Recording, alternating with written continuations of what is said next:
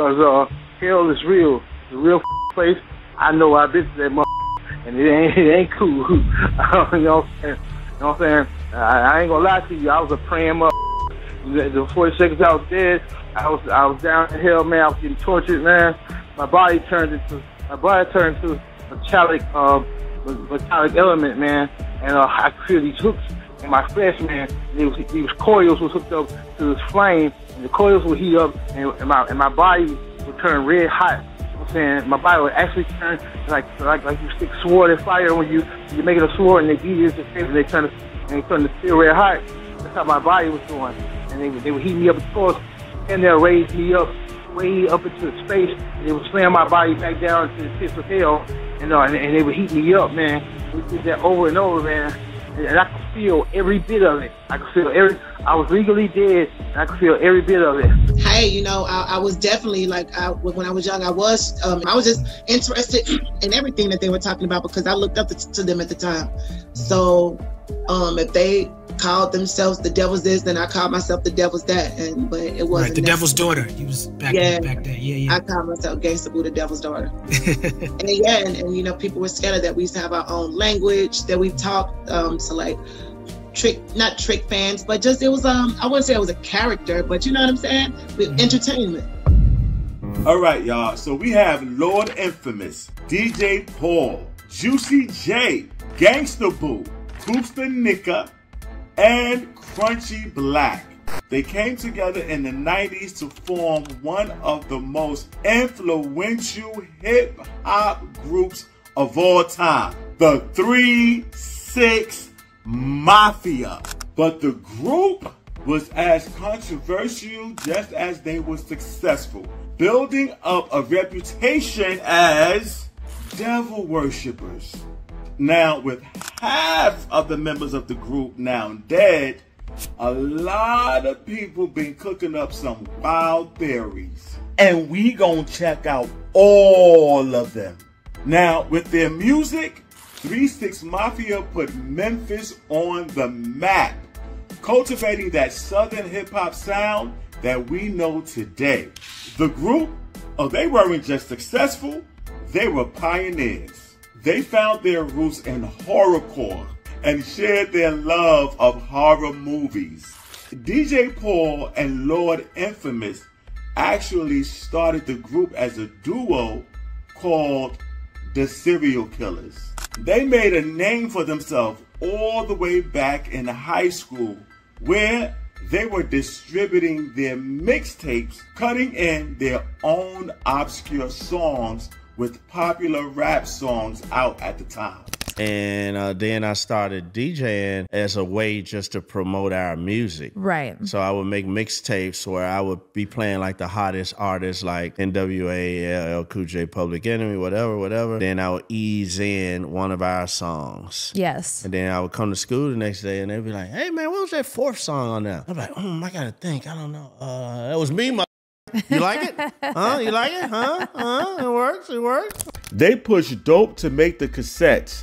And by his senior year, DJ Paul said he had $50,000 and was riding a $10,000 car. They later linked up with Juicy J, who was making a name for himself as a DJ in Memphis too. Them three were the first members of the group. And later, Nika, Crunchy Black, and Gangsta Boo joined to make up the 3-6 Mafia. That name alone was the first source of devil worshiping controversy they went through. The implication being that by 3-6, they really mean 666.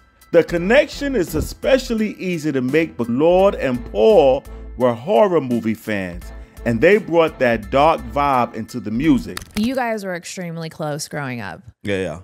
And was it you or was it him that brought the horrorcore? Because who was really both of us. Okay, so both of us love to watch horror movies. What's your favorite one? Texas Chainsaw Massacre original. Okay, gotcha. Yeah. Now there seems to be several different explanations on how the name came about. One story was that it was a lyric that Lord Infamous had on a track one time. Paul said Lord mentioned 666 when freestyling in the studio once. He liked it and they both agreed to make it the name of the group. But in a 1998 Rap City interview, Paul said the name started as 3 Mafia when it was just him, Lord, and Juice on the group. Then they changed it to 3-6 Mafia to account for their 3 new members. We started off, it was when it was 3 of us, and it was me, Lord Infamous, and Juice. And we was like the 3 Mafia there, and we were known around like that. Then we got the other 3 members, we turned it into the 3-6 Mafia to try to keep that name, keep that same fan base. Okay. Trey 6 Mafia like that 3-6. Oh, okay, all right. People know us as. Now, back in the 90s, there was a whole panic campaign about the rise of Satanists in popular media. 3-6 Mafia probably picked that name with all the devil implications to be edgy, but never fully claimed the connection because the backlash would be too extreme, considering that the initial name of the group was the Serial Killers. That idea isn't too far-fetched. The 3-6 Mafia Satanist conspiracy didn't exist solely because of their name, though. It was also in the music. One of the most persistent examples was when folks said the sample track on one of their biggest songs was lyrics praising the devil. On the track Stay Fly, the melodic sample in the background is kinda hard to make out. Some people claim it's actually Lucifer, we love you. Yeah! For the first time, it's going down history, baby. Now, it's quite a big stretch in all honesty. And if their songs were not actually praising the devil, people still thought that the message and attitude of their music was still straight from hell. And 3-6 Mafia didn't just do gangster rap and Memphis crunk. They did underground style music like horrorcore and dirty rap. 3-6 Mafia's sound was like dark and aggressive, and most of their tracks didn't even make it onto radio. Now, their music and sound was heavily influenced by rock music. Lord Infamous and DJ Paul were big rock fans, and they tried to infuse that raw, destructive energy in their songs. I grew up on rock music, and I think that's what contributed to making the 3-6 Mafia sound, and the rowdiness and the wildness, like tear the club up, hit a and stuff like that. It came from me growing up on rock music. A Mafia song in the late 90s actually got banned in clubs because it used to fuel people up to actually start tearing up the club, breaking stuff and doing damage. The conspiracy theorists chucked this down to 3-6 Mafia playing the devil's music.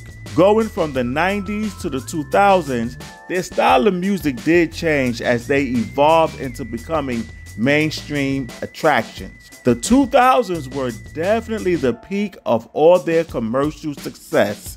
They had 2 platinum certified albums, several charting hit songs, and in 2006, they made history at the Oscars, becoming the first rap group to win an Academy Award. They won the award for their song, It's Hard Out Here for a Pimp, which was featured on the Hustle and Flow movie, and the award was presented to them by Queen Latifah. And the Oscar goes to It's Hard Out Here for a Pimp. Oh my God! Jordan Houston. Hey, we want to thank Keith Young, our choreographer. Yes. Man, help me out. Whole Sony Records, Lisa Ellis, our moms, our whole family. Thank you, Jesus. Selecto Hits for giving us a chance. The Academy, we love the Academy. You know what I'm saying? Gil Cakes. Everybody, man. We love you. Hell, I got plenty of time left. I don't know nobody else's name. Although that was the peak, they also had a show on MTV and even appeared on WWE, producing the theme song for Mark Henry. But the devil worshiping theories never went away during this time. In fact, they amplified because although they were reaching heights they never thought was possible, the group also began falling apart behind the scenes. Kustanika would be the first member to leave the group in the early 2000s. This was because he was in and out of jail frequently, and after 3 6 Mafia signed with Sony Records, it violated his contract and he had to be taken off the group. Gangsta Boo was the second member to leave the group in 2001. She cited a whole host of different reasons for why she left, including disagreements on how her solo career was being promoted, complications due to her history dating DJ Paul, and finding religion. She changed her name to Lady Boo and seemed to want to change her lifestyle. This is something she hinted at in that Rap City interview back in '98 when she described herself as the moral center of the group. And then we need to ask you, you know what I'm saying? Now how do you fit into the whole equation? You know? Spice. I put all the spice in the group and tell them what's right from wrong. They get mad at me though, but it's still all love. But that don't mean she wasn't down with the dark ideas of the group at the time. Gangsta Boo was very into horrorcore, and she's admitted to being into the whole vibe of it. In an interview, she said she used to call herself the devil's daughter, and they spoke in language to try to trick fans. Hey, you know, I was definitely like, when I was young, I was intrigued with what's what, you know, New World Order around that time. I was just interested in everything that they were talking about because I looked up to them at the time. So if they called themselves the devil's this, then I called myself the devil's that. But it wasn't right, the devil's daughter. He was back then. Yeah. I called myself Gangsta Boo, the devil's daughter.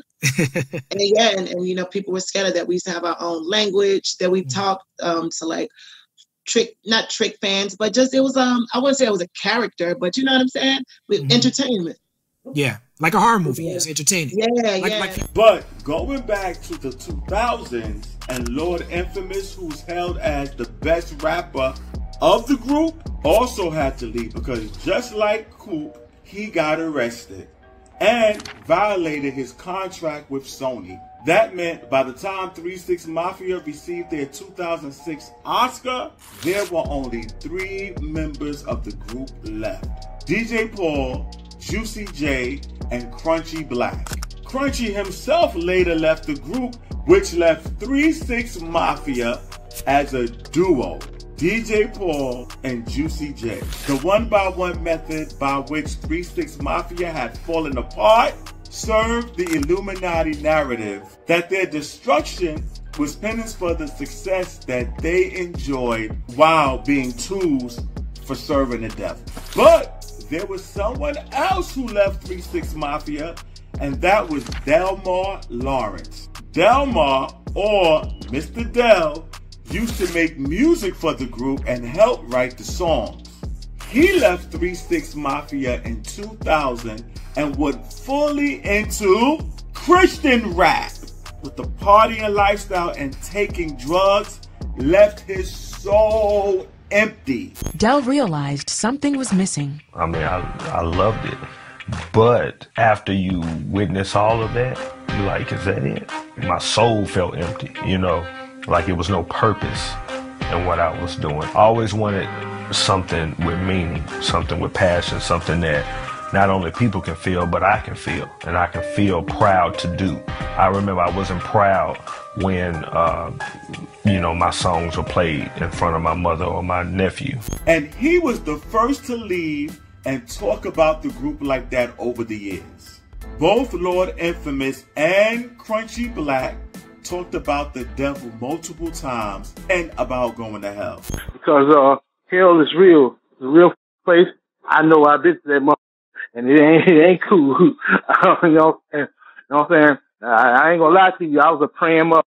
The 40 seconds I was dead, I was down in hell, man. I was getting tortured, man. My body turned into metallic element, man. And I created these hooks in my flesh, man. And these coils was hooked up to this flame, and the coils would heat up, and my body would turn red hot. I'm saying my body would actually turn like you stick sword in fire when you're making a sword, and they give you the tape and they turn and they turned to Still Red Hot. That's how my body was going. And they would heat me up, of course, and they'll raise me up way up into space, and they would slam my body back down to the pits of hell, and they would heat me up, man. We did that over and over, man. And I could feel every bit of it. I was legally dead, and I could feel every bit of it. Crunchy also said similar things in interviews about how the devil tortured him. This added fire to the fuel for people who were making the Satanist connection. That only got worse in the 2010s when members of the group started to unfortunately die off. In late December 2013, Lord Infamous passed away at the age of 40 years old at his mama's house due to a drug-induced heart attack. Then, almost 2 years later, Koopsta died due to a stroke in October 2015. He was also 40 years old.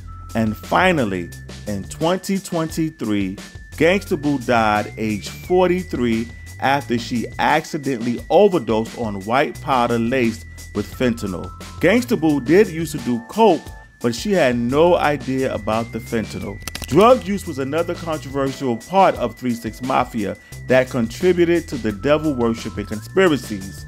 Not only did they heavily indulge in a whole variety of different drugs, they used to openly rap about it too, which is something that Juicy J says he regrets, and he even puts the group breaking up down to drug abuse. In an appearance with Nas and Miss Info on the 50 Years of Hip Hop podcast, he said this: "From heroin to meth to cocaine, all kinds of pills, a lot of drugs were consumed during the times we were together. When everybody was sober and shit, everybody's on the same page. But when cocaine's involved, you know things changed. But I'm not pointing the finger at nobody. It happened. It's the drugs. I can't think of nothing else. That was the main thing that was really fucking everything up. You know, people weren't showing up at the studio. People weren't handling the business was crazy, and everything was folded. It's just the drugs."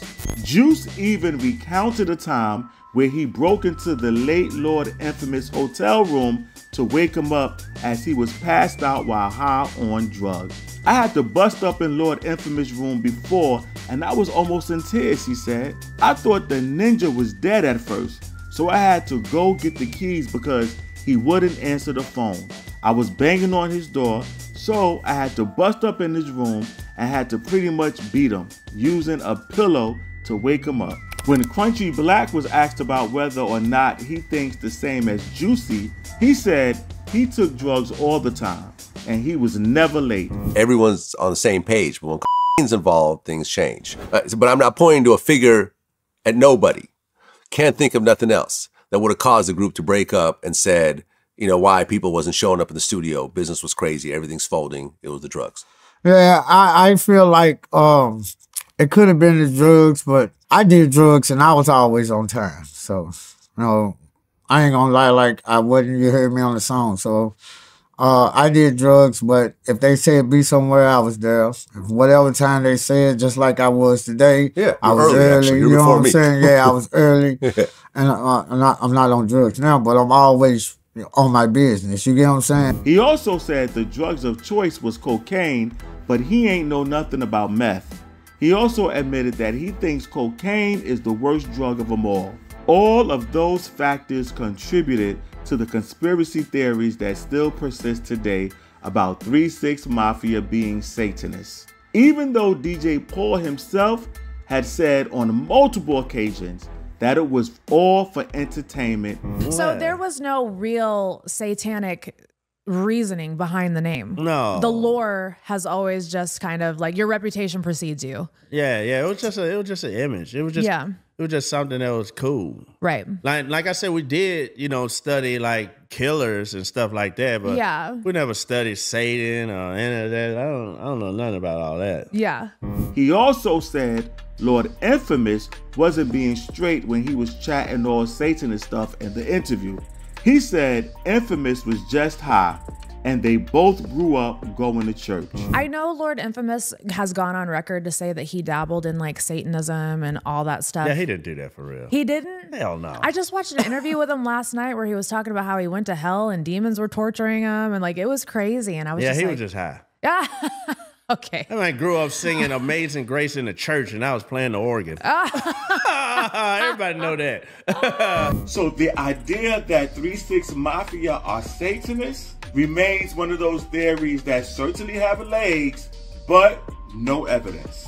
Now, it continues to exist today as it spills over from an era where the panic over Satanism and Illuminati was a very popular thing. And these days, 3-6 Mafia continues to do their thing and make their music. In fact, the group made an appearance in Coachella in 2025 and performed alongside Machine Gun Kelly.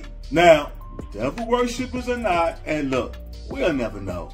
Devil worshippers or not, we'll never be sure. But what we do know is 3-6 Mafia are legends and music is unforgettable. I need to go to church now. Yo, thank you for joining us. Like, share. Y'all definitely got a comment on this one. And check out the merch. Yeah. We at Rap Rewind doing some new things. Thank y'all again. Peace and blessings.